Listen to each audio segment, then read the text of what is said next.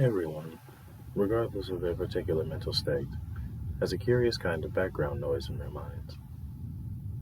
When that noise takes the form of original music, we call it being a genius. When it sounds like voices, we tend to call it schizophrenia. A single voice is often referred to as religion.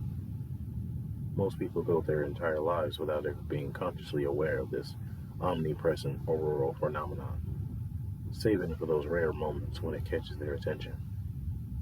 Perhaps they think they've heard their name being called, or that they've been listening to the air rushing through the vents in their house. One way or another, though, the noise is there. You can hear it if you listen for it.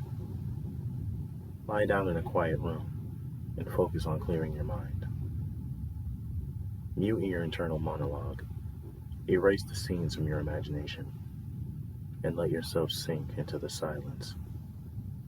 Before long, the whispers of that hidden soundtrack will become evident, then grow louder as you learn to recognize them. It could be that you'll find answers to questions you didn't even know you were asking, or perhaps discover a sense of inner peace that have been lacking in your life. Some folks refer to this as meditation, even if they're mistaken about what's really going on. The truth, you see, is much less comforting. If you've ever gone walking in the woods, you've likely encountered a cacophony of noises. The songs of birds, the chirping of insects, and the quiet rustles of small animals rushing through the undergrowth become so commonplace that our minds tend to tune them out. What we notice, though, is what happens when a predator draws near.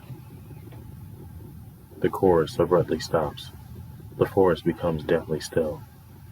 A person walking amidst that sudden silence might feel the hairs on the back of their neck start to rise, and notice their heart pounding with a mixture of adrenaline and dread. When you listen to the sounds in your mind, it doesn't matter what form they take. What matters is that you can hear them at all. As long as that clamor is present, you know that you're safe. All is well, even in the most tumultuous of times.